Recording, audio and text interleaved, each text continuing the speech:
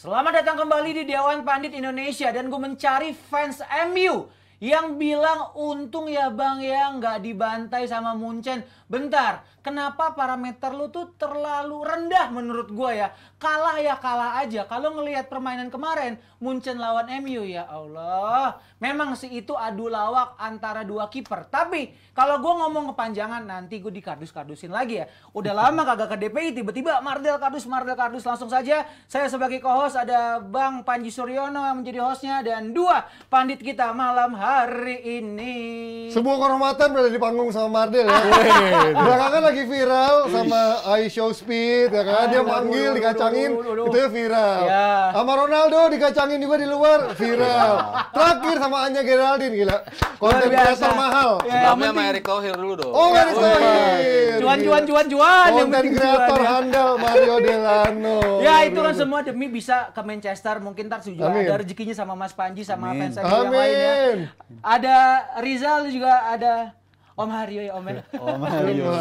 Tapi lo sama video tuh udah ngajuin itu kan apa? Apa tuh? Bikin video postingan berangkat dong. Aduh, jangan di-spill di sini lah. Ya berangkat dengan kayak Mardel. Waduh, ya udah. Bang Rohman nanti. Oh iya, Bang Roman juga ya bikin postingan gitu ya. Semoga rezekinya ya. Kita bahas Hahi FC aja nih Mas Panji ya. Ya. Ngelihat banyak yang bilang, "Bang, untung kalau nggak dibantai, untung ya cuma beda tipis." Tapi kalau secara permainan ya Munchen nggak terlalu bagus juga, tapi MU juga abis bikin gol tiba-tiba kebobolan lagi tuh gue nggak habis pikir sih. Kalau dari Mas Panji sendiri ngelihat pertandingan kemarin gimana? Ya saya di sini sebagai host ya, tapi enggak. Gue melihat kemarin sebelum pertandingannya bahkan di hari Jumat terakhir gue bilang Munchen yang sekarang belum sekuat itu. Bahkan mau ada Harry Kane, gol-gol Harry Kane tuh juga kita lihat masih gol-gol yang memang tap in ya kebanyakan ya. Dan belum memang kelihatan kualitasnya dia setajam kayak dulu Lewandowski, tapi ya memang Munchen butuh orang yang selalu ada di kotak penalti, orang yang selalu bisa menjawab ketika ada bola lari ke kotak penalti. Tapi gue belum melihat Munchen semengerikan itu di luar gol-gol yang terjadi. Karena selain Kane, kita baru lihat mungkin Sané yang cukup produktif. Sisanya Gnabry belum terlalu produktif, Musiala nggak terlalu produktif, Coman juga nggak terlalu produktif. Dan ya itulah kalau dibandingin sama eranya Munchen Hansi Flick. Dan kalau ngelihat kemarin bandingin sama lawan MU 20 menit pertama, kok gue ngeliat gaya main Munchen terlalu jadul gitu. Dia nggak ada pressingnya, main hati-hati. Justru malah kemarin MU yang kelihatan pengen ngotot untuk menang ya di 20 menit pertama. Tapi memang ketika udah blunder Onana itu udah langsung merubah segalanya. Pattern itu yang sama kayak lawan Brighton sebenarnya kan. Iya. Nah kalau dari Rizal sendiri ngelihat MU di pertandingan lawan Munchen, lo ada tanggapan sendiri nggak? Meskipun ya lo tahu ya lagi begitu kan.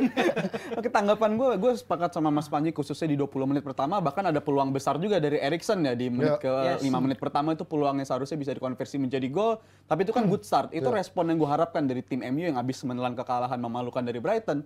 Itu respon yang dibutuhkan sama MU di 20 menit pertama lawan Munchen. Tapi things happen, apes banget si Onana kayak gitu, tapi ya itu lagi-lagi kenapa bisa senyaman itu juga pemain-pemain tuh bisa wall pass segala macam 1-2 dan jadi shoot itu jadi ancaman juga ya. Dan itu udah kelihatan dari awal musim emang back-backnya United selalu allowed pemain-pemain lawan untuk ngelakuin itu, jadinya emang diundang tapi aja kalau gitu. kemarin memang murni kesalahan kiper sih memang. Iya, itu udah yang gol pertama doang tapi. Iya, gol pertama memang murni kesalahan dia kan. Jadi memang tapi itu udah di selebihnya luar kesalahan kolektif menurut gua. Kolektif lagi dan lagi-lagi itu terjadi lagi dari awal musim. Dan gue ngeliat pertandingan kemarin ya bener Munchennya nggak terlalu superior. Tapi satu-satunya alasan kenapa MU kalahnya cuma 4-3 itu menurut gue juga karena Munchennya switch off gitu. Di 20 menit terakhir mereka ngerasa 20 poin udah 20 poin. 3 poin udah jadi milik. Ya. Iya, 3 poin udah jadi milik mereka. Mereka switch off, mereka narik kaki dari pedal gasnya dan akhirnya United bisa back in the game. Tapi abis back in the game lagi-lagi langsung kebobolan sama si Matistel dan akhirnya datang lagi gol lagi, tapi itu nggak berarti banyak lah bagi United sampai perkecil gitu. Tapi juga orang kemarin lupa, mungkin Onana blunder 1 kali, tapi kalau kemarin Onana di babak kedua mainnya juga nggak bagus, mungkin lebih dari sisi 2 gol 3 gol bahkan kan. Onana berapa kali save, terutama juga kena tiang juga, ada yang dia juga save 2 kali 3 kali cukup krusial. Tapi yang pengen gue pertanyakan pengen tanya ke Mas Ari adalah kok nih orang before match sama after match-nya dia selalu menunjukkan dia pengen muncul gitu. Apa di before match-nya dia diwawancara. Dan after match dia bilang bertanggung jawab, minta maaf segala macam. Kok apa iya jarang ada pemain biasanya yang melakukan kesalahan mau diwawancara after match-nya. Iya, ini termasuk hati besar juga ya. Iya, Maksudnya dia sadar dirinya dalam posisi di mana dia akan selalu dibandingkan dengan De Gea. Iya. Berapa kali orang pasti ketika apalagi dibuat blunder, pasti orang akan balik lagi mendingan De Gea apa enggak. Iya. Cuman kan orang ya jadinya lupa begitu kesalahan yang paling sering diingat. Ya lo tadi apa yang lu bilang tadi, sebetulnya banyak banget kan save yang dia buat. Betul. Tidak hanya di laga Munchen, di laga-laga sebelumnya lawan Wolves, lawan yang Forest. Itu juga banyak saves yang dilakukan. Jadi ya nggak adil kalau memang semuanya dijatuhin ke dia. Cuman kalau gua ngelihat gol-gol selain gol pertama yang ya susah juga ya, maksudnya dia out of position, salah nebak lah untuk gol itu terjadi. Cuman selebihnya menurut gua itu harusnya bisa lebih dikombinasikan kalau lini back lo cukup rapet. Dalam artian siapa yang harus jaga siapa. Yang kita selalu Maguire nih selalu salah, semua juga salah kok. Lisandro Lopez Tapi dia nggak pernah minta maaf ya Mas. Martinez berapa kali? Maguire nggak pernah minta maaf kan? Nggak perlu. Nggak perlu. Selalu template di Instagram ya kan. Itu tim PR-nya mungkin yang ngatur. Karena selalu dibela. Iya. Sama Southgate. Kalau gue lihat itu kesalahan kolektif dari lini belakang. Dan kalau kita tarik lagi ke tengah, kesalahan itu ada di tengah juga. Jarak antar pemain terlalu jauh.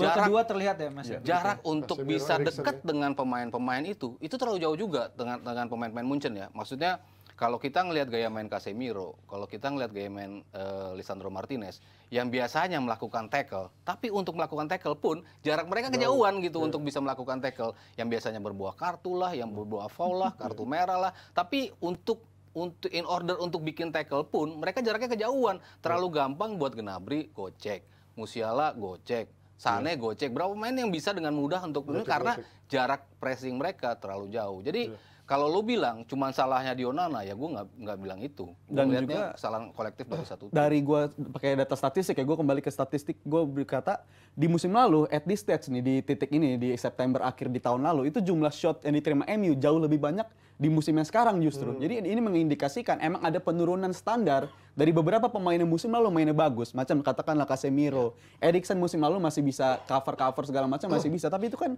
yang hilang banget di musim ini dan itu kelihatan nggak cuma di pertandingan ini doang. Dari awal musim udah dikatakan ini Casemiro ini bermasalah di musim ini. Dia kakinya kayak kelihatannya berat banget segala macam.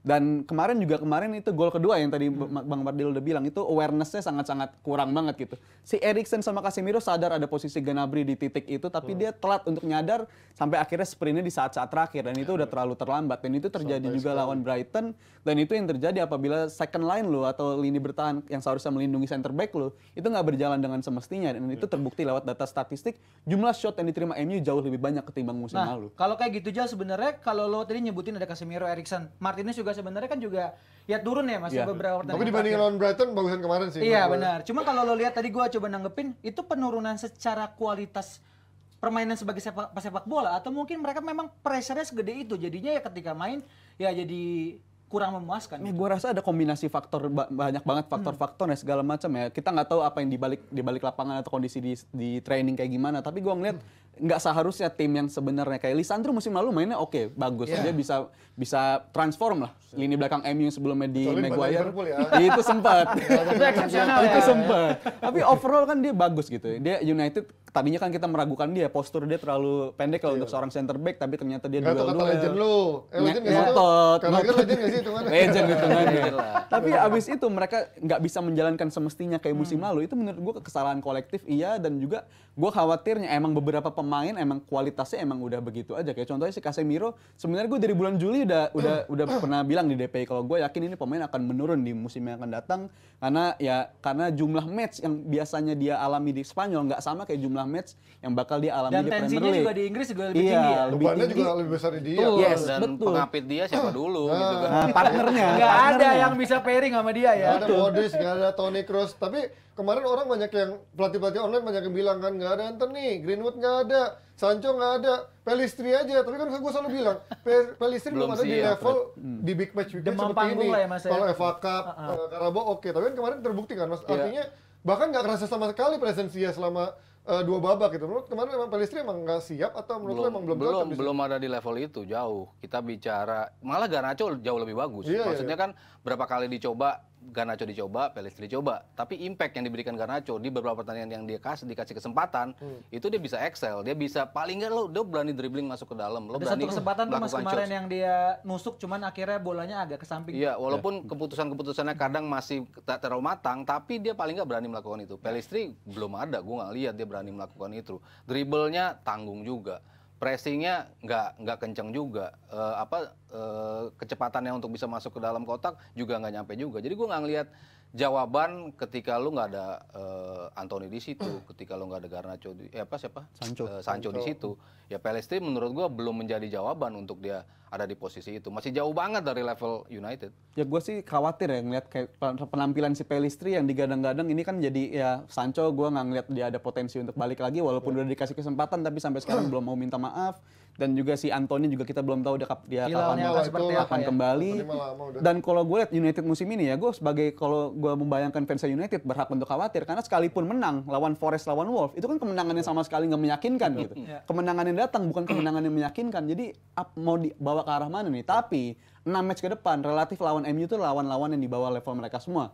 Sama kali sekarang. Di atas kertas kali. Iya, sama kali sekarang. Lo bicara tadi Forest bicara Wolves kan di bawah juga. Iya, Tapi 6 match ke depan tuh ada nama-nama Burnley, nama-nama seperti Crystal Palace. Abis itu ada Brentford yang agak sulit tapi seharusnya ini bisa diatasi lah. Dan itu Lo jangan kasih angin gitulah. Kalau pengen bounce back ya 6 pekan ke depan ini penentuan ya harusnya. Betul, iya. Tadi gue dengerin podcastnya siapa fans United tuh, gue lupa siapa namanya, yang cukup gede deh followersnya. Jadi dia bilang dia bilang soal Mardel. bukan orang luar bukan lokal ya. Orang Inggris kulit hitam. Jadi dia bilang dia capek ngelihat bagaimana orang mempertontonkan statistik Bruno dengan key chancesnya, passing, created passingnya segala macam. Tapi kok satu pun dia nggak ngasih chance created buat seorang Højlund. Berarti mana gitu? Apa emang statistik itu cuma hanya statistik atau emang selama ini dia udah menurun sejauh itu, Mas?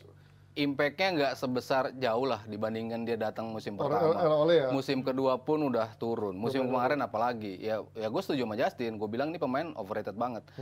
Ya in a way dia bisa nyetak gol, dia bisa ngirim assist. Iya, dia masih punya kualitas untuk melakukan itu. Cuman in big games itu sering banget nggak keluar, nggak bisa nunjukin yang harusnya lo sebagai ya mantan kapten, ya kapten juga ya statusnya masih. Lo harusnya masih bisa melakukan itu. Paling nggak ya yang paling positif dari dia udah nggak serewel dulu lah. Tapi rewel lah Mas. Maksudnya kan dulu kan tiap jatuh nggak sebacot dulu sih. Iya, tapi rewel tetap. Tapi sekarang lebih sering nenangin teman-temannya. Itu yang hal yang paling positif yang gue bisa lihat dari Bruno. Cuman quality wise ini memang udah jauh banget kualitasnya dan gue lihat sering salah nggak nyampe ya kan.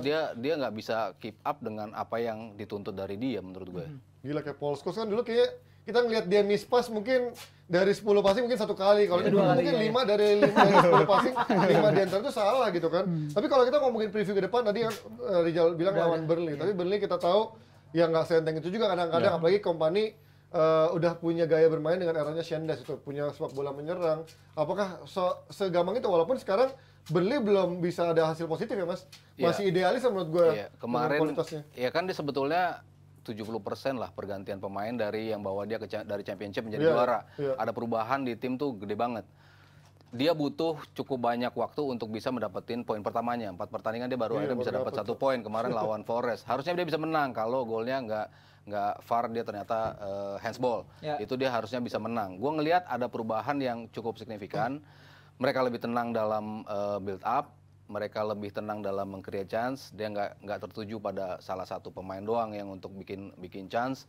Gua rasa ini juga menjadi masalah bagi United karena transisinya Burnley cukup bagus juga. Kemarin Forest juga megang bola cukup lama, tapi begitu transisi Burnley betul-betul bisa bikin bahaya. Nah ini kan yang menjadi makanan buat lawannya United kan yang seperti itu. Ketika lo transisi, Casemiro ada di mana, Eriksen ada di mana.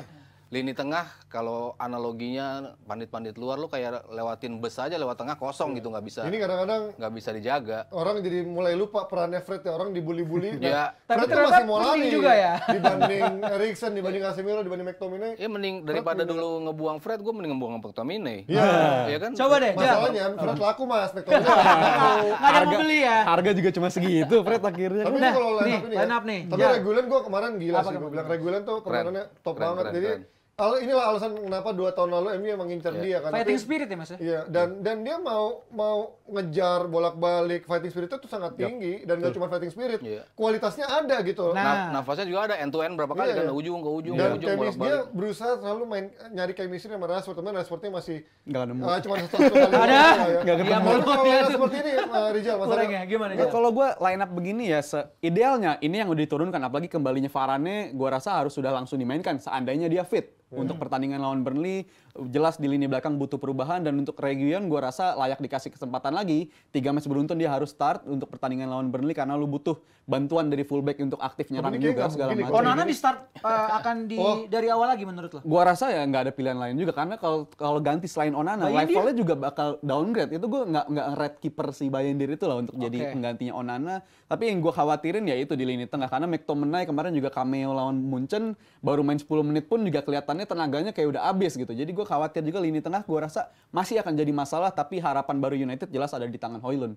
Oke Mas, 30 detik. Gimana melihat dari Burnley ini punya chance untuk menggoyahkan MU, karena sekarang kan MU juga punya badai cedera gitu, tapi cukup menjadi alasan untuk bisa kalah lawan Burnley gitu. Kalah sih enggak ya. Ini harusnya menjadi kemenangan yang bisa menjadi start dari rentetan 6 laga tadi ya. 6 laga lawan tim-tim yang secara kualitas harusnya mereka bisa menangin. Ya ini momentum buat nunjukin bahwa lu masih punya kesempatan, lu masih punya peluang, lu masih akan diomongin untuk menjadi kandidat di papan atas. Nggak kalah tapi bisa seri. Lu menang nggak? Masa mau Nggak. Sekarang startnya tapi nggak menang sama aja bang. Mereka kebobolan tapi menang. Menang ya. Respon. Iya. Gue seri sih, gue mengindikasikan seri nih. Masih sulit buat MU rasa walaupun lawannya Burnley. Lu sebagai fans MU Mas Panji? Menang dong. Oh, menang ya. Ya udah Kan gua nanya sebagai fans, kalau nanya sebagai host. Ini mainnya di mana sih? Turf Moor. Di Turf Moor. Waduh. Ya udah. Kalau gua mah ya biar beda sama Mas Gua kira Panji, di gua Old seri Trafford aja. lagi. Kalau dia mah yang penting konten ya. Yang penting kita masih punya banyak topik yang nggak kalah serunya abis yang satu ini.